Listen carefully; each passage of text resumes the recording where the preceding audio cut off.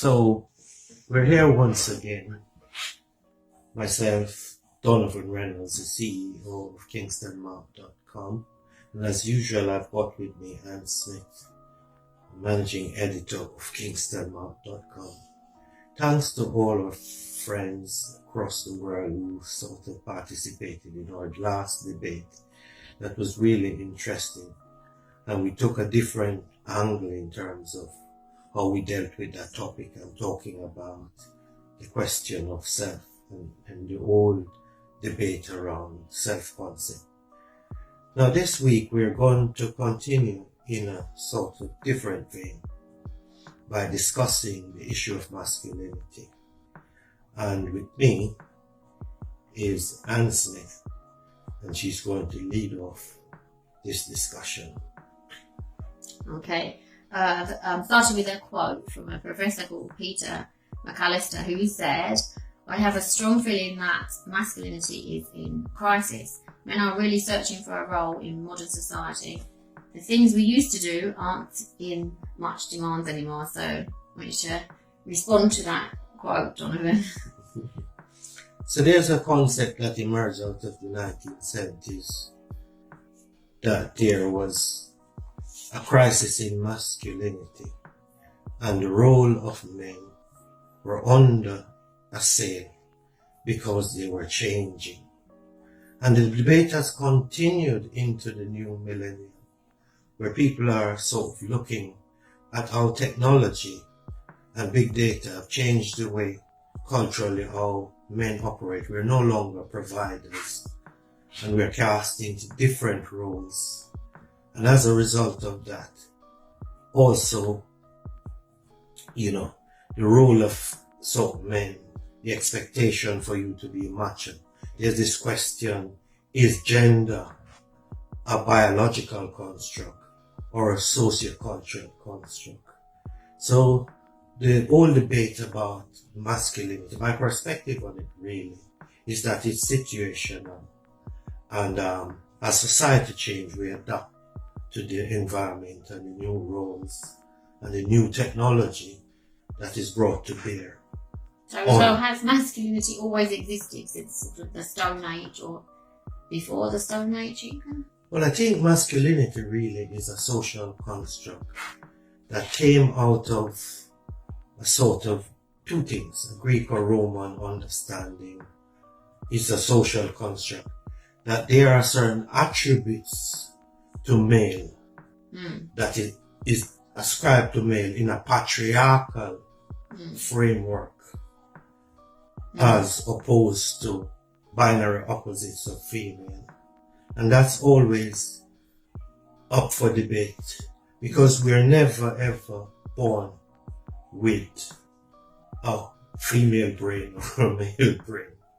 Although biologically in terms of description, we've got differentiation, but that doesn't set us up above each other. We're human beings together.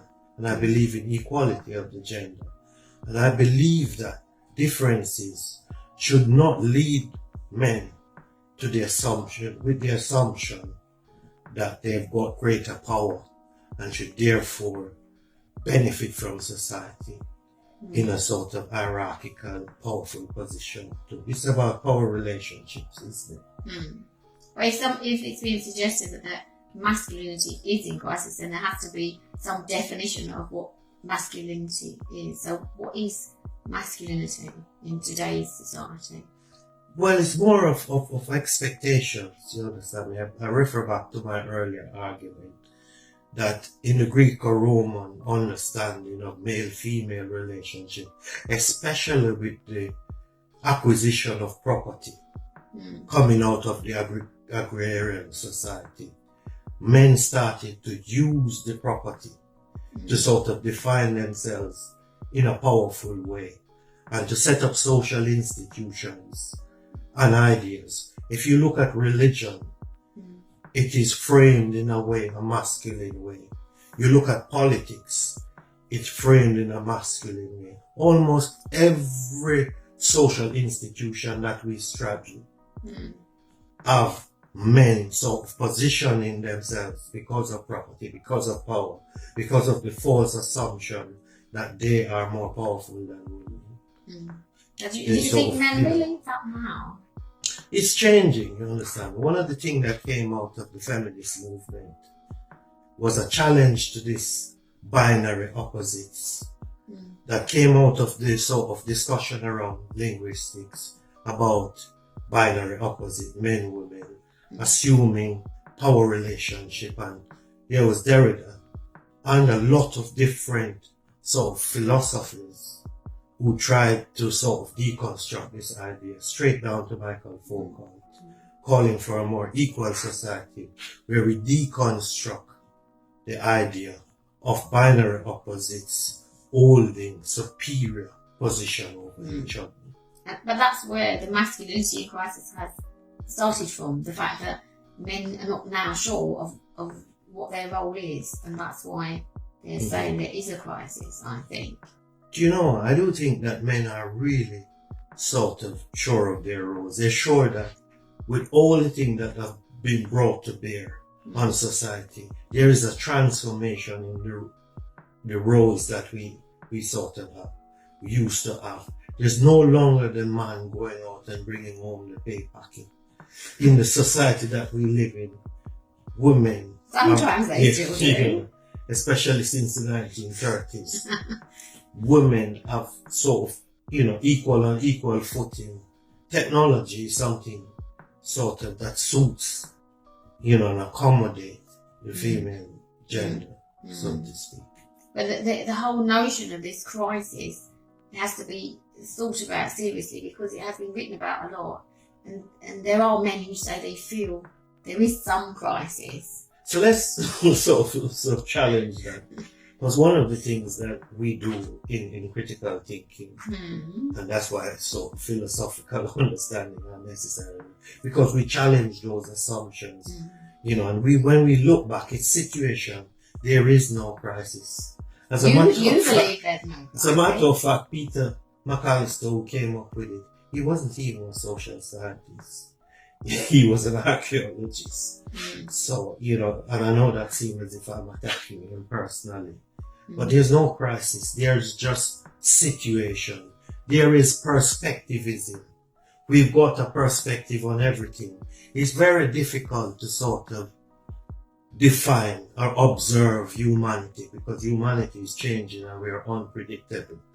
And men, the role of men are beginning to change. Culturally, men are sort of taking on sort of feminine. We're sharing the task.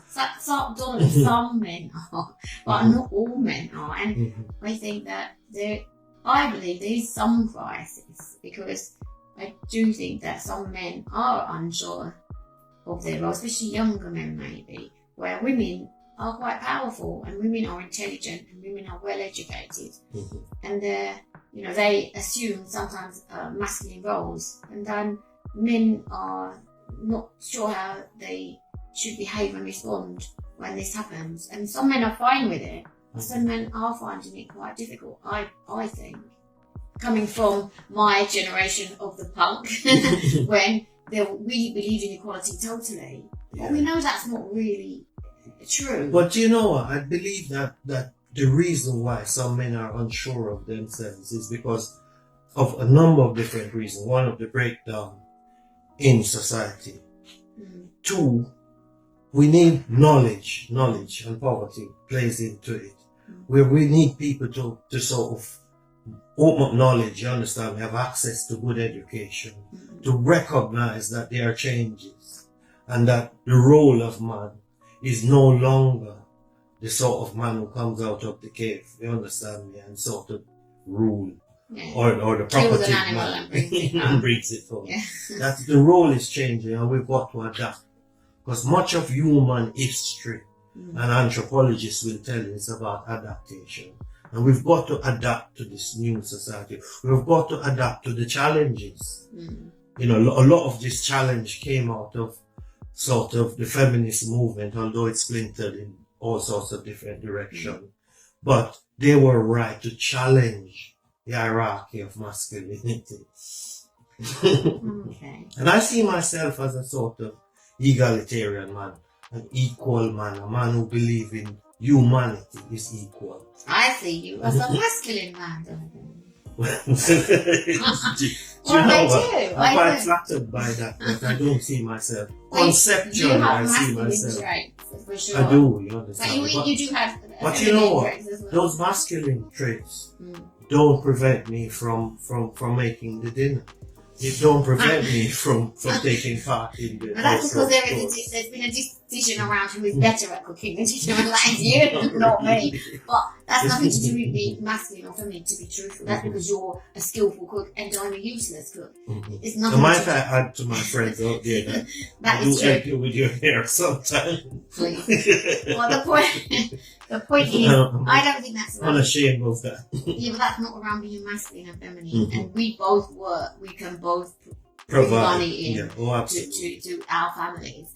And I have some masculine traits. We've just said that. Though I seem quite a feminine person, I'm quite an organised person. You know, I'm glad you touched on that because there are women who are androgynous, who've got masculine traits, and that's distinct from the power relationship. One of the worrying things, and I think that's where the discussion should go, is it's not the equality of the sexes is not happening at a pace that we imagine. Yes, we've got people like our British Prime Minister who is a female. We've got in the third world loads of women Prime Minister. But that doesn't change the old boy network. Men have really still positioned themselves. The framework is there. And what we need to do is to challenge those vestiges of the old boy brigade. How does that affect this masculinity in crisis theory? Do you know? Because it's a separate debate, you understand? They send the wrong signal to people about the sort of masculinity debate. I do agree that it's a side issue. But, the understanding is that, for me, and I'm putting it out there, for us as men, that we've got to understand that we've got to change. We can't see our differentiation because we've got bigger muscles or rougher voices as a sort of one-upmanship in gender terms, discussion terms on women. We've got to see them equally. We've got to see them and respect them. And I say to them, okay then, let's go back to the discussion about the crisis in masculinity. Right now, as we speak, fashion is changing. When I go to Acne in the days to work, loads of men are wearing beard now. Is that? Yeah, that's because we look more masculine, isn't it? Because they're saying we are men without wearing a big hairy face, and most women can't grow a beard. And let's also agree on this, that the argument about masculinity, the crisis in masculinity, is a sort of perspectivism that delineate other sort of social construct like gay people. And there are loads of different types of social sort of framework in terms of relationship. So to sum up then, are you saying there is a crisis in masculinity or there isn't, as far as you look at it as a man, not me? I can't decide on that because I'm not a man. I am saying it is situational. What's happening is tied to how society is changing, our socio-economic trends, and the changing environment, the push towards technology, the push towards modernity, the push towards our roles have to change. One pay packet can't pay for all. We live in a capitalist society where two people need now to work together to pay the bills and to share not only a salary but respect on a decent footing.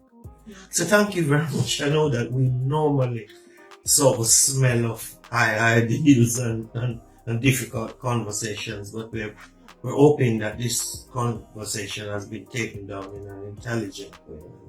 We're looking forward to you emailing us and asking us further questions about this. So once again, thanks for reading our articles at Kingstonmouth.com. And we look forward to hearing from our friends across the globe. Thank you very much.